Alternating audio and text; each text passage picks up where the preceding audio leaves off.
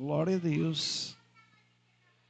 Graças a Deus, porque Ele é o que cuida. Estenda as suas mãos para cá. Vamos orar pelos dízimos, pelas ofertas. Senhor, em nome de Jesus, te rendo graça, porque o Senhor nos abençoou, para que nós pudéssemos, Senhor, contribuir com tua obra. Declaro, Senhor, um povo abençoado, sarado, Pai, porque essa obra vai crescer, prosperar, avançar, em nome de Jesus. Amém. Irmão, abra as suas Bíblias em Romanos, capítulo 5. Romanos, capítulo 5, a partir do verso 12. Romanos 5, o som está muito alto.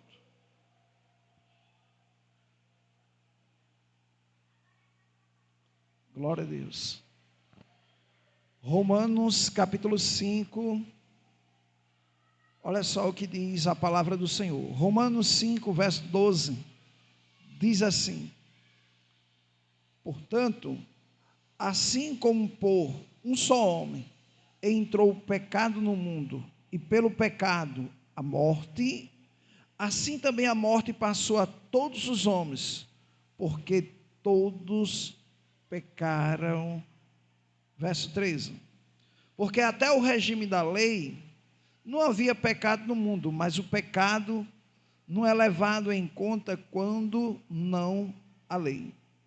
Verso 14: entretanto, reinou a morte, desde Adão até Moisés, mesmo sobre aqueles que não pecaram, à semelhança da transgressão de Adão, o qual prefigurava aquele que há de vir.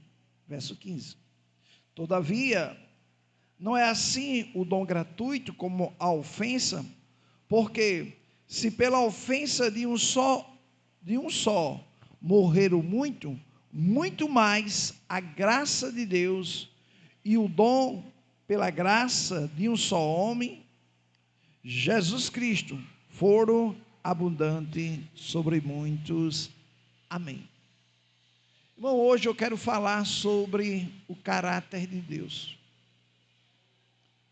porque infelizmente quem já assistiu o filme de Martim Lutero, a Igreja Católica já naquele tempo colocava medo no povo, pregando um Deus irado, pregando um Deus que pesava a mão, um Deus que jogava na fornalha de fogo, um Deus que matava. E Martim Lutero, ele, quem já assistiu o filme, ele tinha medo de Deus. Martim Lutero ficou com medo de Deus. Por isso que toda hora ele estava orando. Quem já assistiu o filme, ele estava dentro do quarto orando e pedindo perdão. Senhor, me perdoa, Senhor, me perdoa. Ele todo momento pedia perdão, com medo de Deus matar ele, com medo de Deus ferir ele. Esse era o Deus que a Igreja Católica pregava. Irmão, quando você lê o Antigo Testamento, vou dar um exemplo, em 1 Samuel, capítulo 2.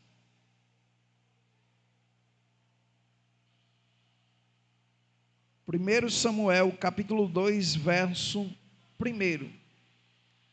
Quem está falando aqui é Ana. Isso é chamado o Cântico de Ana. Ana era uma mulher que era estéril. Seu marido era Elcana, e ela não podia dar filho e ficava triste. E Penina humilhava Ana, porque ela não podia dar filho. Então Ana, olha só o que diz: então orou Ana e disse: o meu coração se regozija no Senhor, a minha força está exaltado no Senhor, a minha boca se ri dos meus inimigos, porquanto me alegrou na tua salvação. Não há santo como o Senhor, porque não há outro além de ti, e rocha não há nenhuma como o nosso Deus. Não multiplicarei palavra de orgulho, nem saiam coisas arrogantes da minha boca. Porque, ó Senhor, é o Deus da sabedoria. E olha só, e pesa todos os feitos na balança. O arco dos fortes é quebrado, porém os débeis cingido de força. Os que antes eram fartos, hoje se aluga por pão. Mas o que andava faminto, não sofre mais fome. Até a estéril tem 7 filhos, e a que tinha muito filho perdeu o vigor. Agora, olha o que ela diz no verso 6. O Senhor é o que tira a vida e a dá, faz descer a sepultura e faz subir. Então Ana acreditava que Deus tanto dava vida como tirava a vida, tanto fazia ele descer como subir a sepultura. Mas olha só o que diz o seu filho, 2 Samuel, capítulo 14, verso 14. Olha só o que ele diz. Tem 1 Samuel, aí tem 2 Samuel, capítulo 14, verso 14. Se você não achou, está aqui na tela. Diz assim: porque temos de morrer, e somos como água derramada na terra, que já não se pode juntar, pois Deus não tira vida. Então ele acreditava que Deus, ele não tira a vida, mas cogita meio, para que o banido não permaneça arrojado de sua presença. Então ele disse: olha, Deus, ele não tira a vida. Então, irmão, se a gente for imaginar ou estudar o caráter de Deus baseado no Antigo Testamento, você vai encontrar muitas pessoas dizendo que Deus mata, que Deus bota no leito da dor, que Deus bota a enfermidade. Por que eles acreditavam assim? Porque ele não entendia que existia o diabo. Então, para eles, como só existia Deus, pronto, no Antigo Testamento ninguém não sabia nem quem era Jesus. No Antigo Testamento as pessoas não entendiam nem quem era Jesus, porque ele não tinha se manifestado ainda no Antigo Testamento. Então as pessoas só conheciam Deus. Então na mente deles era assim: era a bênção, vinha de Deus; era a maldição, vinha de Deus. Por isso que sempre no Antigo Testamento vai dizer: Deus dá e Deus tira, Deus coloca a enfermidade e Deus cura. Mas quando a gente entende, irmão, um dos mandamentos de Deus que está lá em Êxodo, capítulo 20, versículo 13, olha só o que diz a palavra do Senhor. Êxodo, capítulo 20, verso 13, ele diz assim: não matarás. Então, irmão, se Deus foi o primeiro a que disse que nós não podemos matar, creio eu que ele é o primeiro a cumprir com sua palavra. Porque quando você chega para um seu filho assim e diz assim: ó, eu não quero você fumando, você sabe qual é o primeiro a não fumar? É você. Porque se você cobra do seu filho e fuma, o seu filho vai dizer: como é que você quer que eu não fume se o senhor fuma? Já imaginou o pai chegar ao filho assim: eu não quero ver você bebendo. Mas aí quando chega no final de semana, o pai está tomando uma cerveja.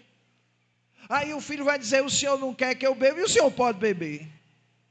Então, irmão, quando a gente diz não para alguém, esse não, você tem que ser o primeiro a cumprir com essa palavra. Por isso que em Números 23, verso 19, olha só o que diz a palavra do Senhor. Números, capítulo 23, verso 19. Olha, Deus não é homem. Por que Deus não é homem? Porque o homem diz assim: ó, faço o que eu mando, mas não faço o que eu faço. Deus não é homem. Deus não é homem para que minta, nem filho do homem para que se arrependa. Porventura, tendo ele prometido, não o fará, ou tendo falado não cumprirá? Então, irmão, Deus vela sobre a sua palavra para cumprir. Então, quando ele diz não matarás, ele é o primeiro a cumprir com sua palavra. Quem disse isso foi Jeremias. Jeremias capítulo 1, versículo 12. Olha só o que ele diz.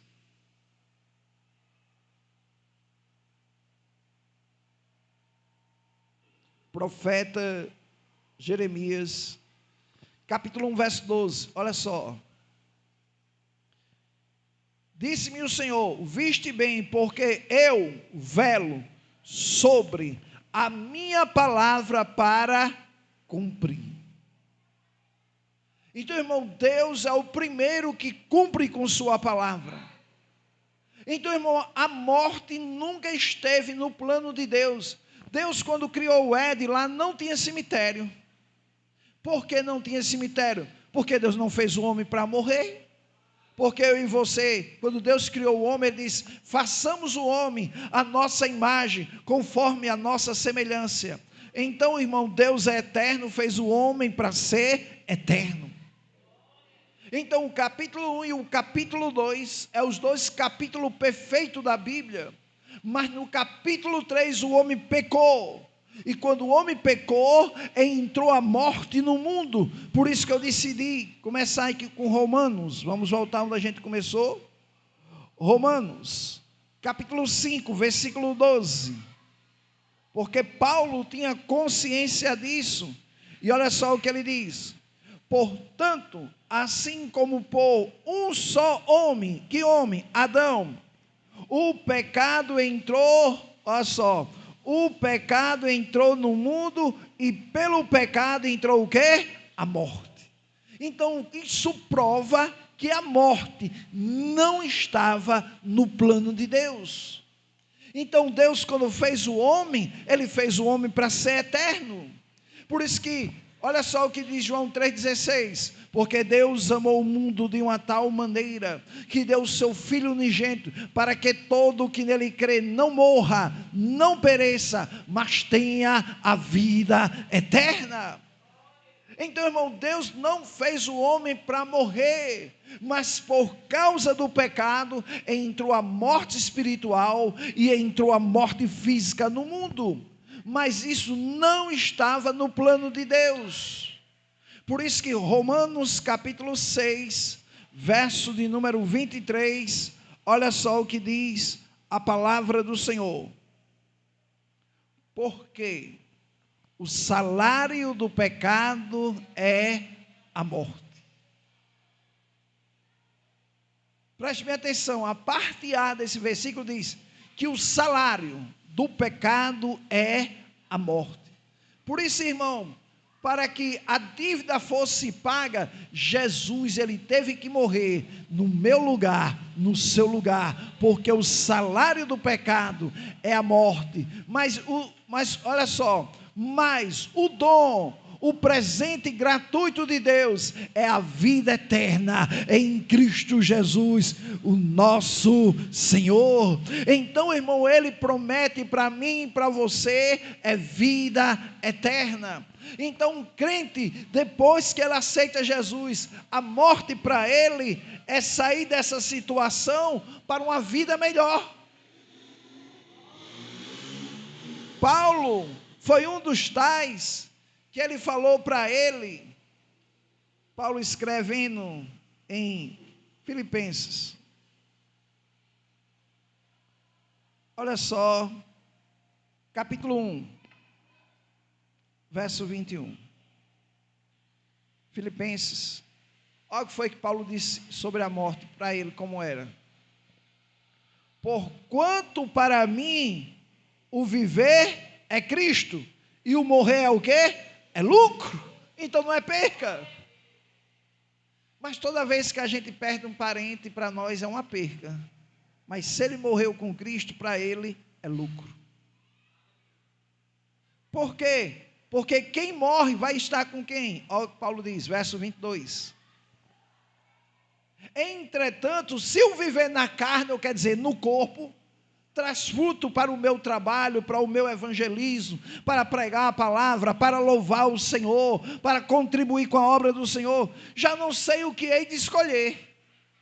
Verso 23, olha o que é que ele diz. Ora, de um e de outro lado estou constrangido, tendo o desejo de partir e estar com Cristo, o que é incomparavelmente melhor. Então, irmão, quando você morre, o seu corpo vai para o quebé, para a sepultura, mas o seu espírito vai para Deus que o deu. Por isso que Paulo diz, para mim, o viver é Cristo e o morrer é lucro. Então não é perca. Então, crente não deveria ter medo da morte. Crente não deveria, irmão, ter medo de morrer. Paulo, irmão, quando falou isso daqui, ele estava numa prisão. E Paulo diz, para mim o viver é Cristo e o morrer é lucro. A maioria, cada vez que eu realizei um culto fúnebre, o único hino que eu gosto que o pessoal cante, só tem um, da harpa cristã, que quando o pessoal diz, vai cantar um hino, eles podem cantar. Aí eu digo, qual hino vocês vão cantar? Aí o pessoal começa a falar, aquele hino, vocês sabem o que esse hino está dizendo? Irmão, nós precisamos ter a consciência que existe uma vida após a morte. Existe uma vida após a morte. E todos nós, irmão, um dia nós vamos morrer. Mas a questão não é morrer, é como é que você vai passar para o outro lado da vida. Porque a morte vem para todo mundo.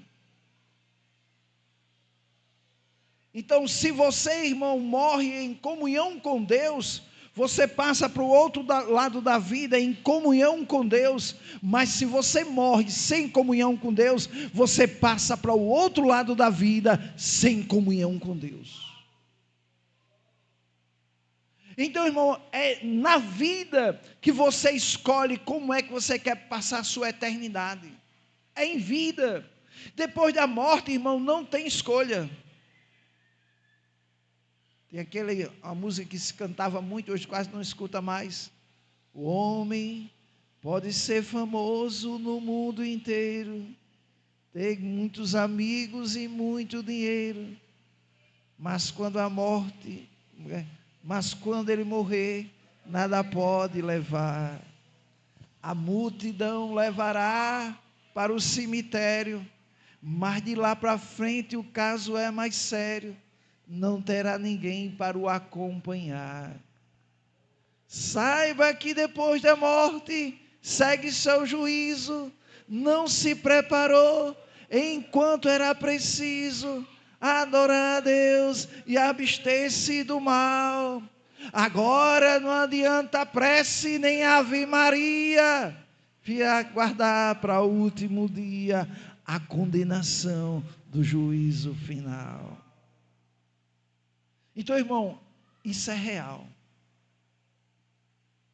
Por isso, irmão, que a morte não estava no plano de Deus. Por isso, nunca cante hino dizendo que Deus mata. Nunca cante hino que Deus bota no leito da dor. Porque, olha só o que diz, Hebreus capítulo 2, verso 14.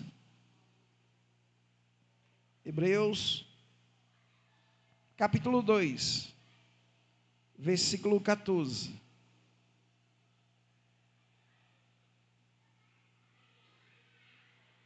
Diz assim a palavra do Senhor: visto, pois, que os filhos têm participação comum de carne e sangue, deste também ele igualmente participou, para que, por sua morte, destruísse aquele que tem o poder da morte, a saber, o diabo. Não é Deus, irmãos. Por isso que quando você vai ler João 10:10, olha o que é que diz lá. Parece que as pessoas não lêem a Bíblia. João capítulo 10, verso 10, é um texto bem conhecido. O ladrão vem somente para roubar, matar e destruir. Quantas vezes a gente vê isso na televisão? Muitas vezes na rua você vai passando, uma pessoa sendo usada pelo diabo para roubar um mercadinho, roubar um celular. Quantas vezes a gente já viu alguém pegando um revólver e destruindo a vida de outra pessoa, matando outra pessoa? Irmão, essa pessoa está sendo usada pelo diabo, mas Jesus diz: eu vim para que tenha vida e a tenha vida em abundância. Então, irmão, Jesus é o contrário do diabo. Enquanto ele veio para matar, roubar e destruir, Jesus disse: ei, eu sou o contrário, eu vim para que você tenha vida, e vida com abundância. Então, irmão, Jesus nunca matou ninguém, ao contrário, Lázaro, que estava morto, ele ressuscitou. Mas há muitas pessoas, irmão, que querem botar medo na igreja. Por isso que muitas pessoas vêm para a igreja com medo de Deus, não é nem porque ela quer, é com medo. Tem pessoas que dão o dízimo com medo de Deus fechar a porta de emprego. Não, irmão, você dá o dízimo por amor à obra de Deus e pelo que Deus fez na sua vida. Você contribui com a obra de Deus por amor, porque quando você estava lá fora, o diabo roubava seu dinheiro com a bebida, com outras coisas, e muitas vezes você pedia até emprestado para continuar se drogando.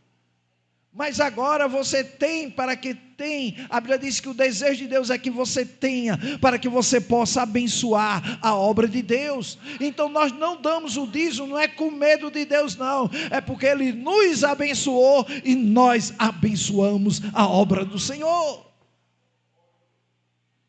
Então, irmão, nós precisamos tirar isso da nossa mente. Não é, irmão, não pense que Deus está assim no céu, olhando para você: eita, errou, ó. Está ferrado. Aí, irmão, quando acontece algo errado na nossa vida, meu Deus, Deus pesou a mão sobre mim. Aí eu pergunto: não é o diabo não, irmão, que está tentando destruir sua vida? Não, irmão, Deus não está perdendo tempo para destruir sua vida.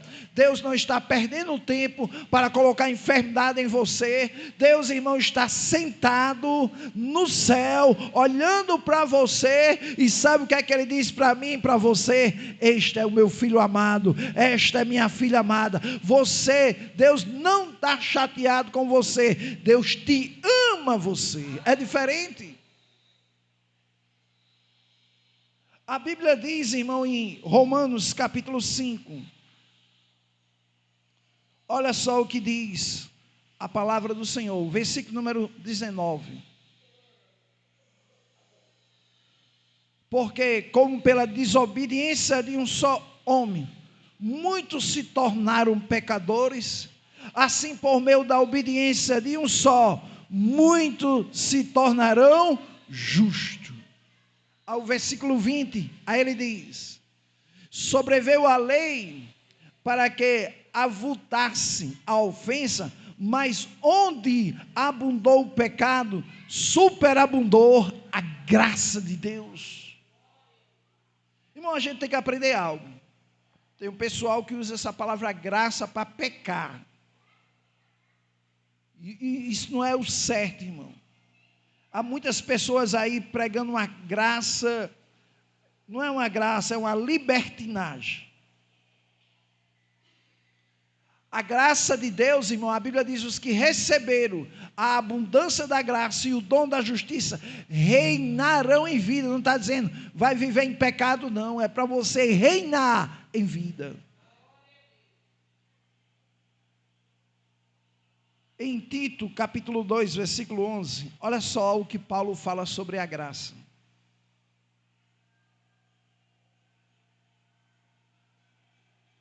Tito, capítulo 2, versículo 11. Porquanto a graça de Deus se manifestou salvadora a todos os homens. Em primeiro lugar, a graça de Deus foi para que você fosse salvo. Por quê? Porque, irmão, no Espiritismo prega uma salvação que você tem que fazer boas obras. Porque se você não fizer boas obras, você vai sofrer um karma.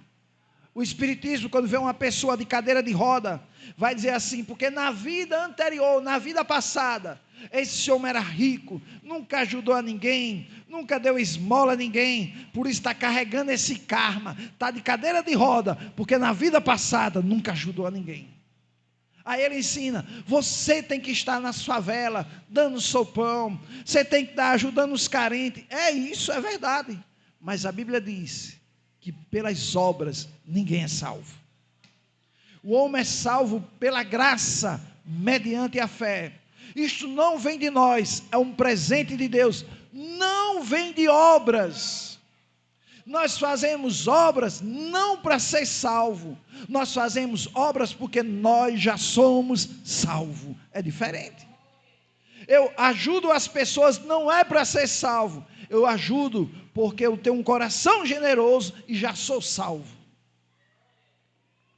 Não pense que você está ajudando alguém, você está, rapaz, acabei de assinar agora o plano da salvação.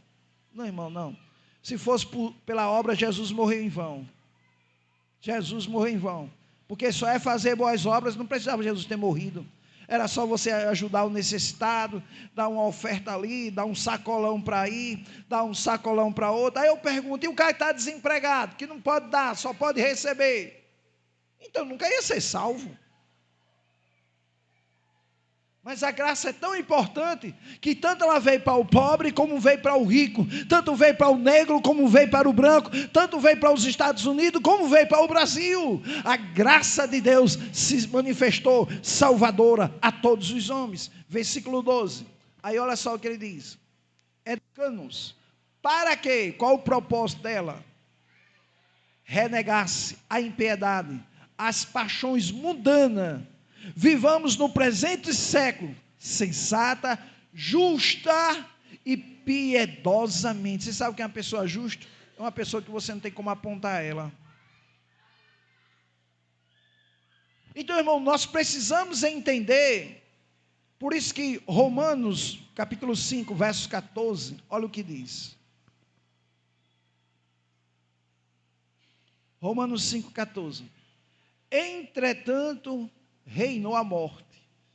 Paulo está falando de um período que a morte reinou sobre a terra. Entretanto, a morte reinou desde Adão até Moisés. Aqui se refere ao período da lei.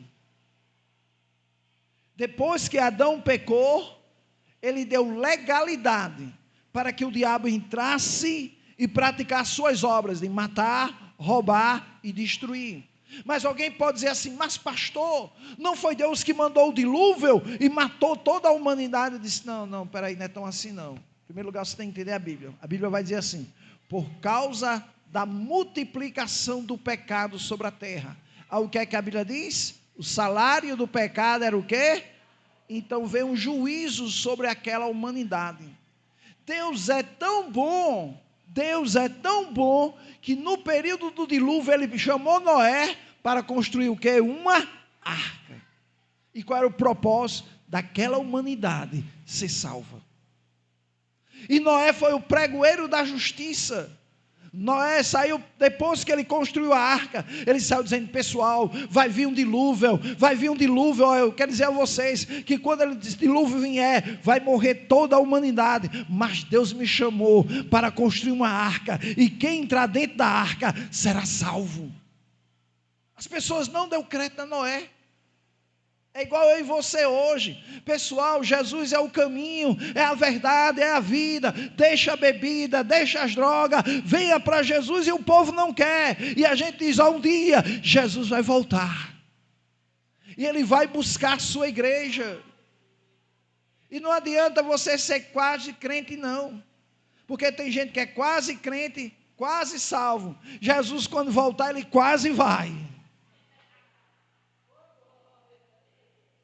Então, irmão, nós precisamos entender que Deus não foi o que mandou o dilúvio, foi a consequência do pecado da humanidade, que veio um juízo sobre eles, e o Senhor disse, Noé, faça uma arca, e quem entrar dentro da arca será salvo. E olha o que diz Romanos 8, verso 1, olha quem é que simboliza a arca.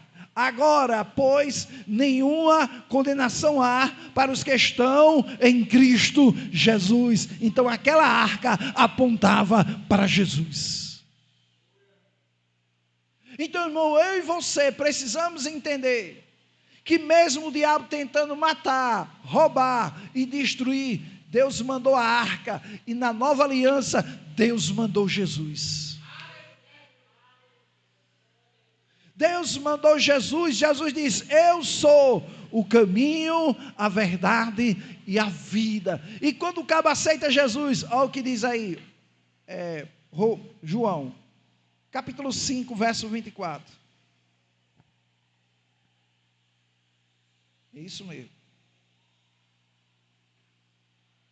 João, capítulo 5, Evangelho, verso 24. Em verdade vos digo, quem ouve a minha palavra e crê naquele que me enviou, tem a vida eterna. Não entrará em juízo, mas passou da morte para a vida. O homem sem Deus, ele está morto espiritualmente. Quando ele aceita Jesus, ele sai da morte e recebe a vida eterna. Então, irmão, a morte nunca vai estar no plano de Deus. Jesus, ele disse para o que ele veio. 1 João, capítulo 3, versículo 8. Olha qual é o propósito, um dos propósitos de Jesus. Aquele que pratica o pecado procede do diabo, porque o diabo vive pecando desde que foi feita a terra e Adão pecou.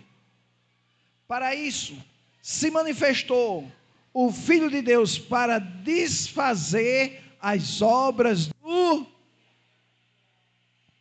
Porque eu não disse destruir, porque se Jesus tivesse destruído as obras do diabo, então hoje ele não estava matando ninguém.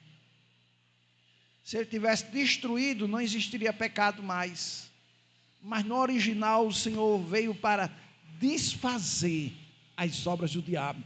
Por isso que quando uma pessoa aceita Jesus, não tem mais nenhuma obra do diabo na sua vida. Agora tem um Espírito Santo de Deus na sua vida. Agora tem a palavra de Deus na sua vida. Agora você faz parte do reino de Deus na sua vida. Então, irmão, você tem que olhar para Deus e olhar Ele para como um filho olha para o Pai. Por isso que eu e você não devemos olhar para Ele como Deus, mas como Pai, aquele Pai que lhe ama. Porque em Mateus capítulo 7, verso 7, é aqui que eu quero encerrar. Olha o que é que ele diz. Jesus vai fazer a comparação de um pai com Deus. E olha a comparação que ele faz. Pedi e dá-se-vos-á. Buscai e acharei. Batei e abri-se-vos-á. Versículo 8. Pois todo o que pede, recebe. E o que busca, encontra. E a quem bate, abrir-se-lhe-á. Agora, olha só o que ele diz. O qual dentre vós é o homem ou o pai, que se porventura o filho lhe pedir pão, lhe dará uma pedra? Qual é o pai que vai fazer um negócio desse? Mesmo que o cara não seja evangélico, que ele seja um ateu, ele não vai fazer isso com o filho dele. Ou se lhe pedir um peixe, vai lhe dar uma cobra?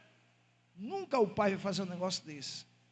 Aí, olha o que Jesus diz. Ora, se vós que sois maus, Jesus falando para as pessoas lá, que não tinham nascido de novo, que não tinham reconhecido Ele como Senhor da sua vida, Jesus disse, vocês que são maus, sabeis dar boas dádivas aos vossos filhos. Aí, olha o que Jesus diz agora.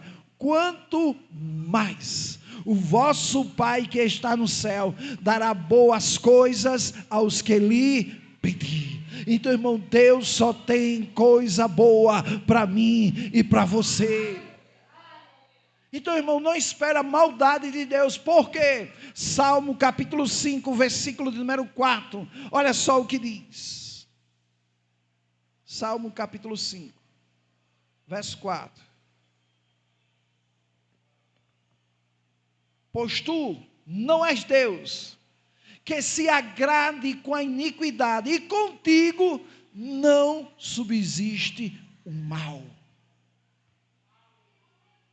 Irmão, em Deus não existe mal nenhum, porque Deus, Ele é amor.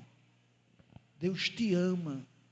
E se eu errar, quando o filho seu erra, você sabe como é que você conquista ele? Amando. Quando um pai corrige o filho, sabe que aquilo é uma atitude de amor.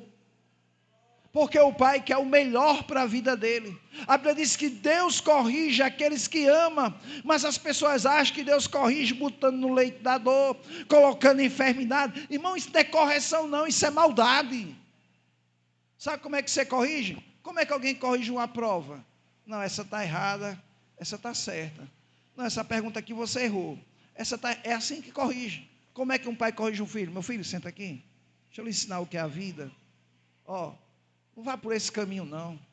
Olha, eu quero o melhor para você. Esses cabas que estão do seu lado, eles são seu amigo não. É porque quando você tem dinheiro, você dá pipoca para ele, compra cachorro quente. Todo mundo que você tiver liso, aí você vai descobrir quem são seus amigos. Sabe o que é isso? É corrigir. Então, irmão, Deus nunca vai botar você num leito da dor. Deus nunca vai abrir uma cova para você cair nela. Não, irmãos. Deus te ama. A Bíblia diz que o amor não faz mal ao próximo. Então, veja Deus como um pai que te ama. Nunca tire isso da sua mente. Deus está chateado comigo porque eu errei. Não, ao contrário, ele disse: ei, mesmo você tendo errado, eu continuo lhe amando. Ele não quer perder você.